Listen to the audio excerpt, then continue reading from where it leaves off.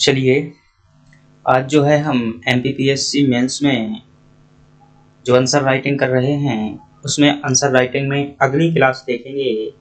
और आज की क्लास में फ्रेंड्स सीखेंगे हम कुछ क्वेश्चन, जिसमें से है आपका पहला क्वेश्चन है, कुछ 3 मार्कर भी इसमें देखेंगे, जैसे कि ये है आपका मनु संहिता, ऋग्वैदिक 5 जन संस्कार, और ये 5 मार्कर का क्वेश्चन है 5 नंबर का, पंच महायज्ञ 2021 में पूछा गया है।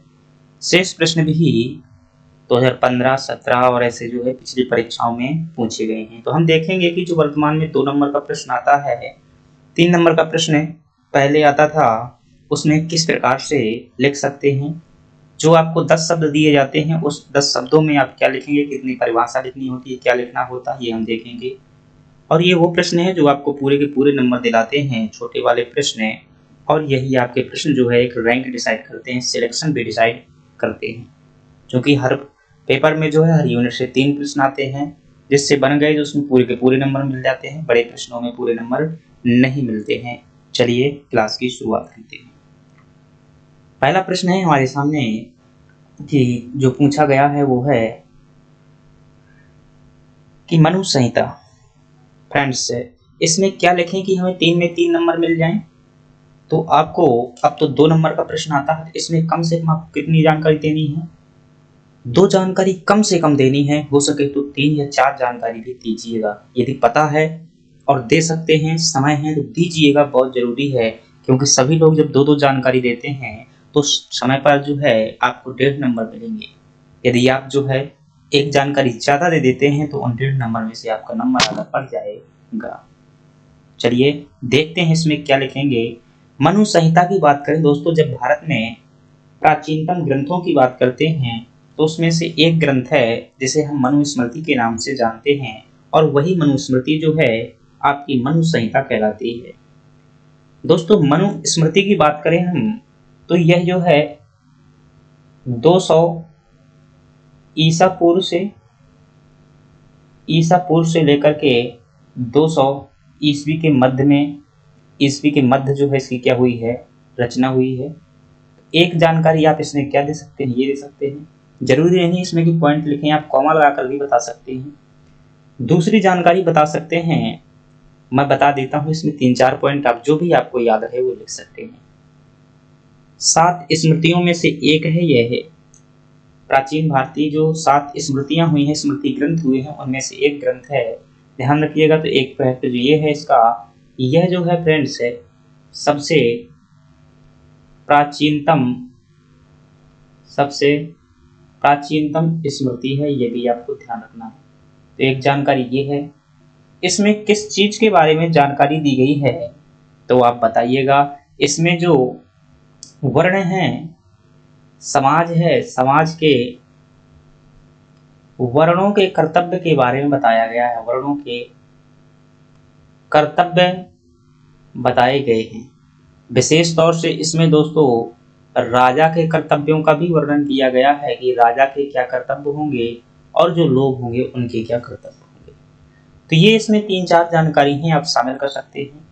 एक इसमें दोस्तों एक्स्ट्रा फैक्ट डाल सकते हैं, यदि आपको याद रहे, इसे क्या कहा जाता है, हिंदुओं की विधि संहिता भी कहा जाता है। क्या कहा जाता है, हिंदुओं की विधि संहिता भी कहा जाता है। मतलब कि जो हिंदुओं का धार्मिक कानून हुआ करता था, हिंदुओं की विधि संहिता भी कहते हैं, इसी को कहा जाता था। तो इतने में से आप पूरी की पूरी जानकारी तो नहीं लिख सकते हैं, तो कैसे लिखेंगे। तो इसमें सबसे पहले लिखिएगा इस प्रकार से कि भाई समय लिखा, डैश इतना इतना, इसके बाद कॉमा लगाया। फिर आप लिखेंगे कि इसमें जो है विषय वस्तु क्या है, विषय ऐसे बता दीजिएगा, विषय क्या है इसका।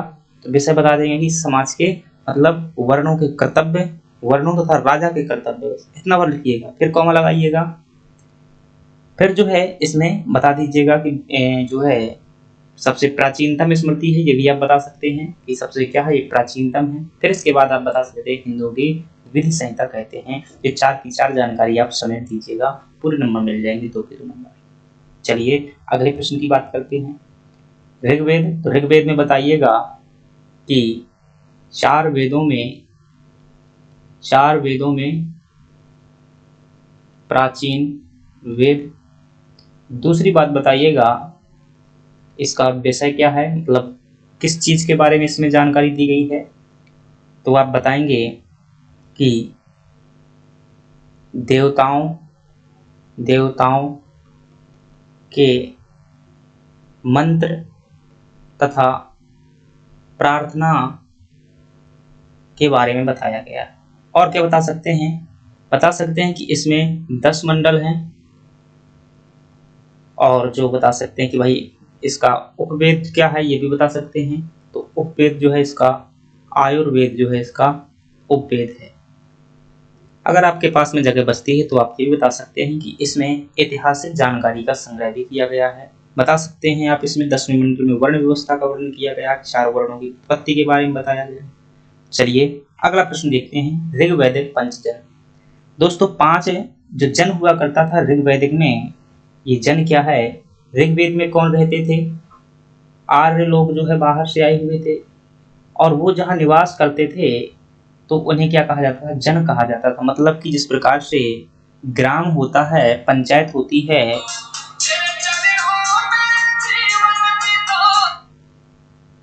ग्राम होता है, पंचायत होती है, उसी प्रकार की व्यवस्था जो है यहाँ पर हुआ करती थी, उसे क्या कहते थे हम लोग, जन कहते थे।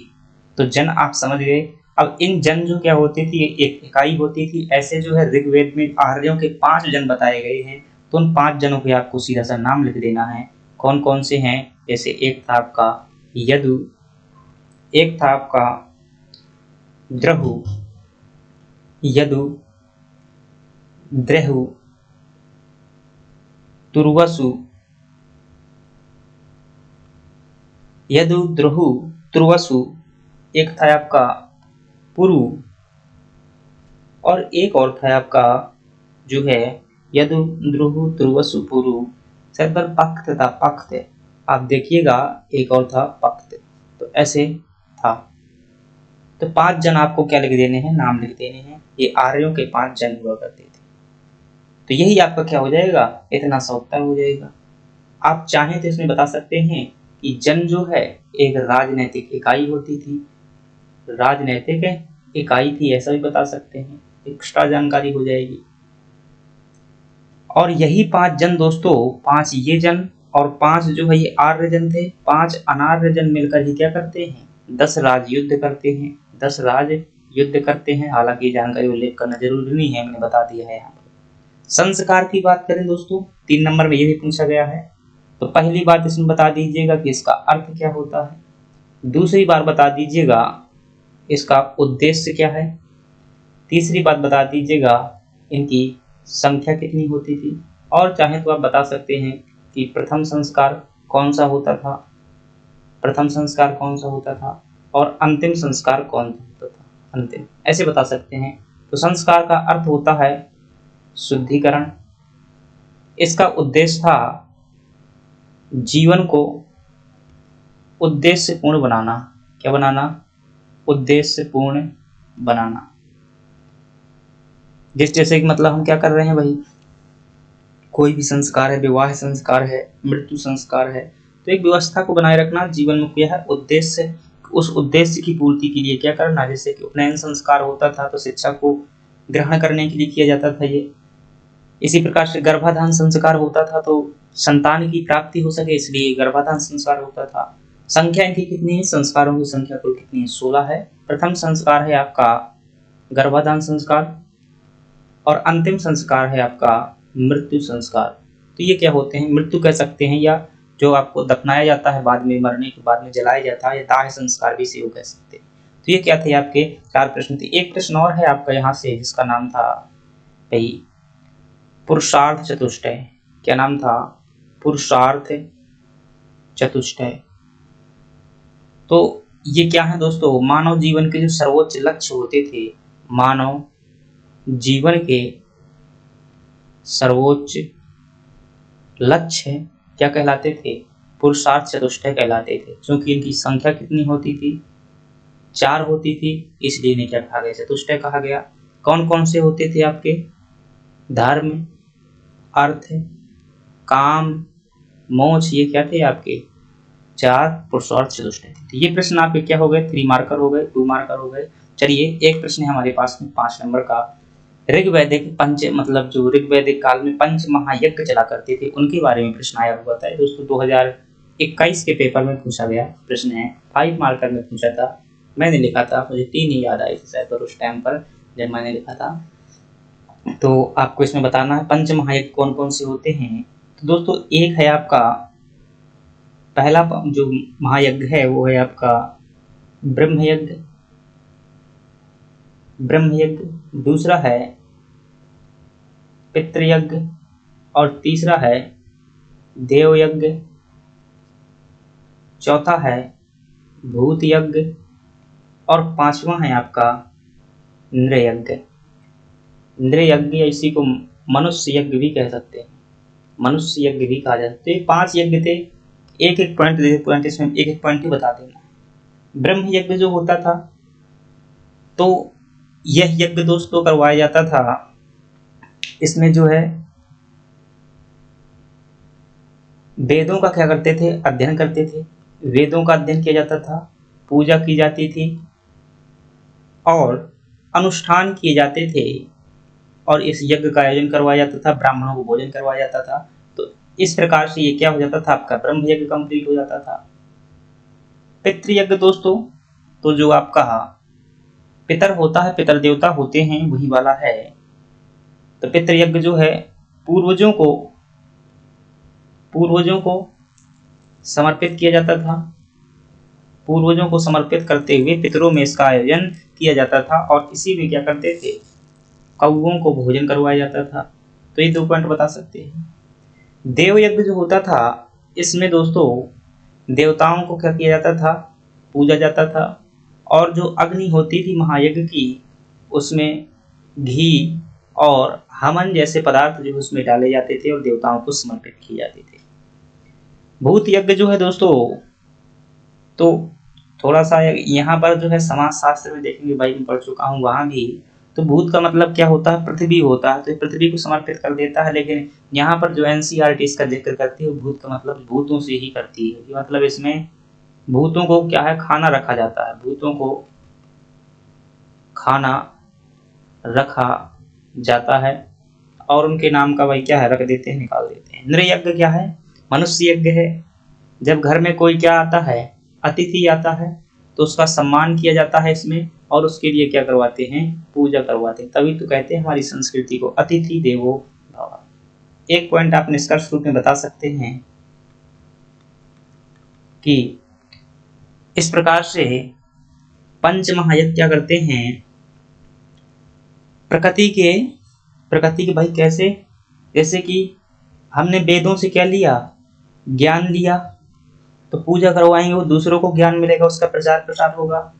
पितर मतलब कि दोस्तों जो पूर्वज लोग हुआ करते थे हमारे, उन्होंने क्या किया, जीवन भर के लिए हमें जो है योगदान दिया, कमाया और हमें जो है उच्च ऊंचाइयों पर पहुंचाया।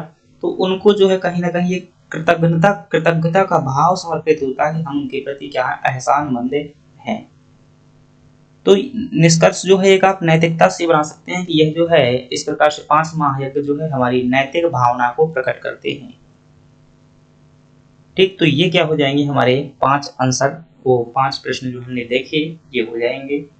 चलिए हम अगली क्लास में देखेंगे दोस्तों, जो अभी 2022 में पूछा गया प्रश्न था एक कि जो ऋग्वैदिक कालीन 5 राजनीतिक संस्थाएं होती थी, राजनीतिक संस्थाएं, उनके बारे में हम अध्ययन करेंगे और ये कितनी थी, सभा समिति जो थी, ये आपका 11 नंबर में प्रश्न आया हुआ है। एक प्रश्न यहाँ से संस्कार से पूछा गया, फिर से अभी 2023 में आया था, ये भी 11 नंबर में आया हुआ है।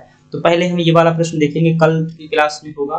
तो चलिए आप इसी प्रकार से आंसर राइटिंग सीखते रहिएगा, लिखते रहिएगा और यदि हो सके तो एक बार इसे जो है आप 50 शब्द में लिखने का प्रयास कीजिएगा। ये मत समझिएगा कि अब ऐसा पेपर नहीं आता है।